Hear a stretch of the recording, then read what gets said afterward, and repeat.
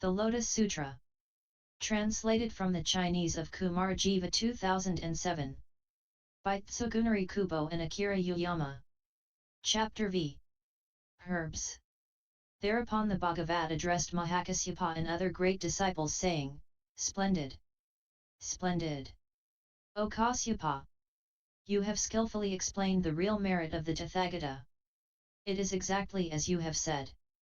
The Tathagata has immeasurable, unlimited, and incalculable merits. Thus even in a period of immeasurable kotis of kalpas you will never fully be able to explain all of his merits. O Kasyapa! You should know that the Tathagata is the king of all the teaching. What he teaches is never false. He explains all the teaching using his wisdom and skillful means, and what he teaches leads everyone to the stage of omniscience. The Tathagata perceives the goal of all teachings and knows the underlying mental disposition of all sentient beings, perceiving all with no obstructions. He completely understands all teachings and displays omniscience to all sentient beings. O Kasyapa! Suppose in the great manifold cosmos there are mountains, rivers, valleys, and plains where many kinds of grasses, trees, shrubs, and herbs of different names and colors grow.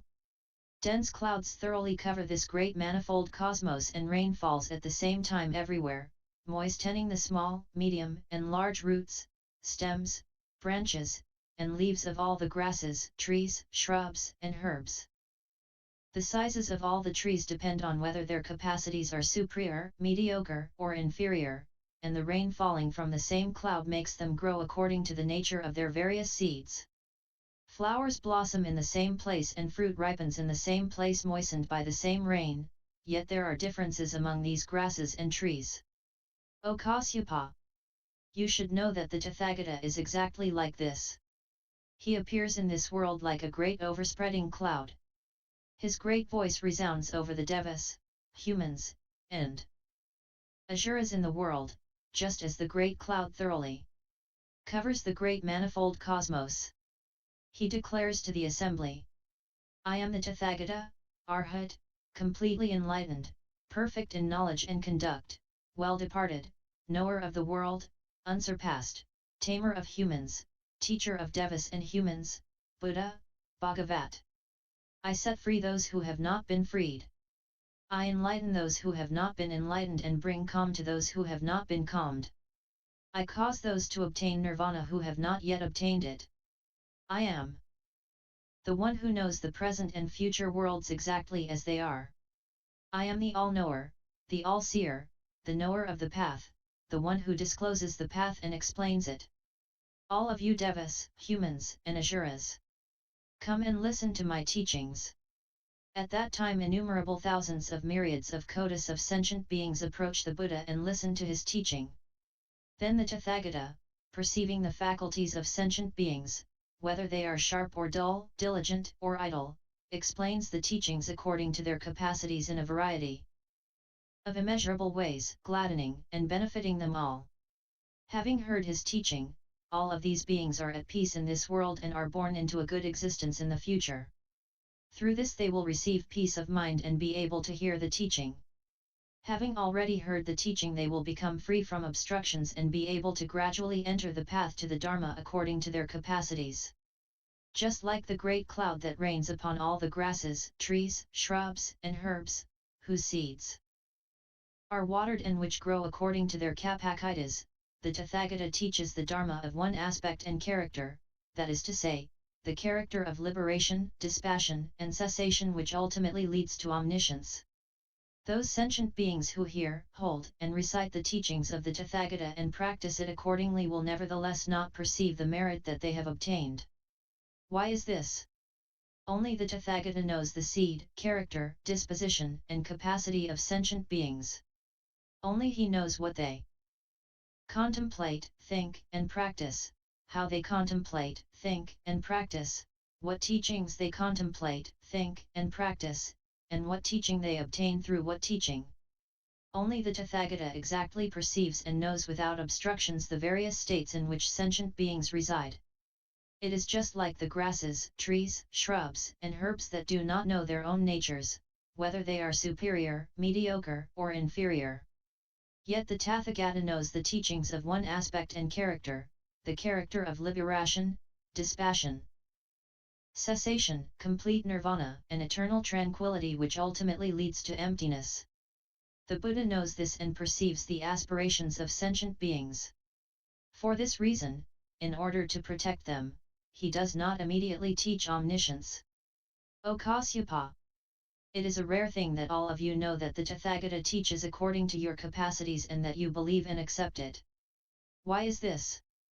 Because the Dharma taught by all the Buddha Bhagavats, according to what is appropriate to sentient beings, is difficult to understand and difficult to know. Thereupon the Bhagavat, wanting to elaborate on the meaning of this further, spoke these verses. The king of the Dharma, the destroyer of delusive existence, appears in the world, and keeping in mind the aspirations of sentient beings teaches the Dharma in various ways. According to the wishes of sentient beings, the Tathagata is greatly distinguished, and his wisdom is profound. He has been silent for a long time, and intentionally has not taught the essential in haste. Those who are wise will be well convinced when they hear it, those who are not wise will have doubts and remain confused for a long time. That is why, O Kasyapa, the Tathagata teaches according to the capacities of sentient beings, and enables them to attain the correct perspective by using various illustrations. O Kasyapa, you should know that it is as if a great cloud arises in the world and covers everything.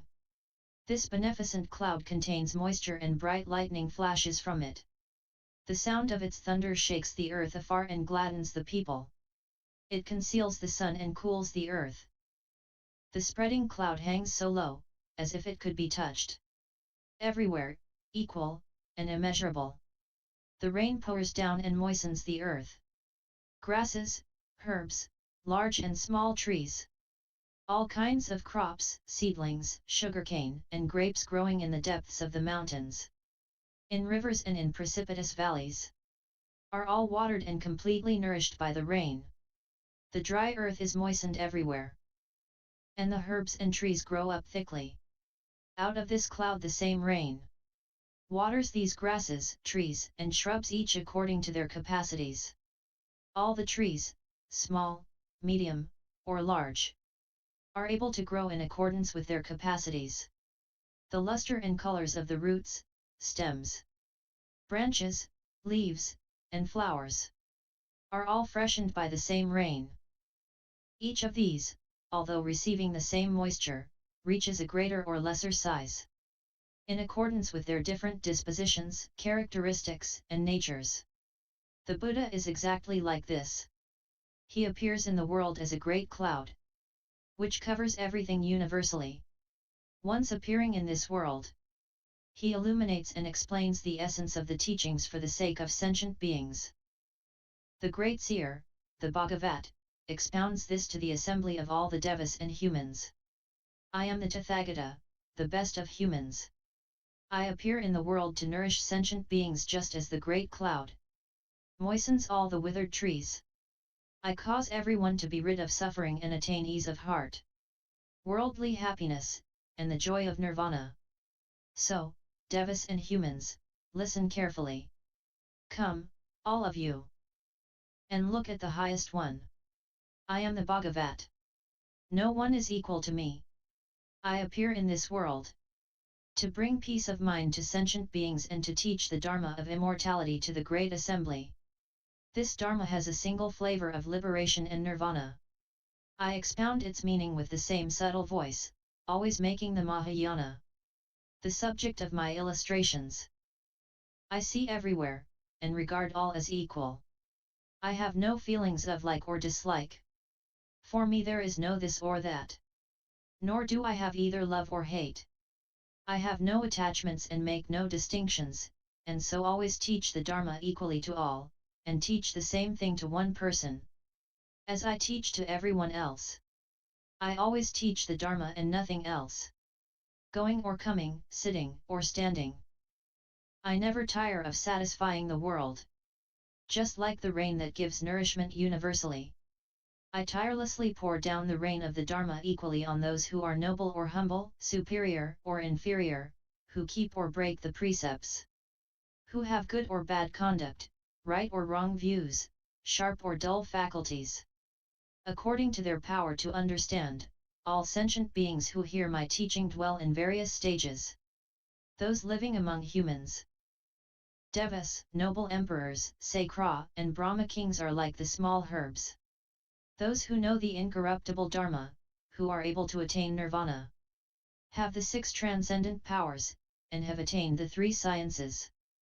Those who live alone in mountain forests always practicing meditation, and who attain the enlightenment of the pratyekabuddhas are like the medium-sized herbs. Those who seek the stage of the Bhagavat, thinking that they will become Buddhas, and practice persistence and meditation, are like the large herbs. The heirs of the Buddhas who concentrate on the path of the Buddha, who always cultivate compassion within themselves and know definitely without a doubt that they will become Buddhas, are like the small trees. Those who are comfortable with transcendent powers, who turn the irreversible wheel of the Dharma, and save innumerable hundreds of thousands of kotis of sentient beings, are the bodhisattvas, who are like the large trees. The Buddha's equal teaching is like the rain of one flavor. The sentient beings accept it according to their different capacities, just as the grasses and trees each differently absorb the rain. The Buddha reveals the single teaching with illustrations, using skillful means, and explains it with various explanations, and yet it is just a drop in the ocean compared to the Buddha's wisdom. I pour down the rain of the Dharma, fulfilling the world, and the sentient beings practice the Dharma of one flavor according to their capacities, just as the shrubs, herbs, and trees flourish in accordance with their capacities, reaching either a greater or lesser size. The teaching of the Buddhas is always of one flavor, and fulfills the entire world. Anyone who practices it little by little obtains the fruit of the path. The Sravakas and pratyekabuddhas living in mountain forests, who, in their last bodies, hear the Dharma and attain its fruit, are just like the flourishing herbs. The bodhisattvas who are firm in wisdom, who completely understand the triple world, and seek the highest vehicle, are just like the flourishing small trees. Those who abide in meditation attain transcendent powers. Listen to the teaching regarding the emptiness of every existence with great joy, and save sentient beings by emitting innumerable rays of light, are just like the flourishing large trees. In this way, O Kasyapa, the Dharma that the Buddha teaches is just like the great cloud that enriches human flowers with the rain of one flavor, so that each attains its fruits. O Kasyapa, you should know that I reveal the Buddha path, using various explanations and illustrations, and that this is my skillful means. All of the Buddhas are just like this. I will now teach the highest truth for your sake. There are no Sravakas who attain nirvana. What you practice is the Bodhisattva path, and if you practice step by step, you will all become Buddhas. End L. 05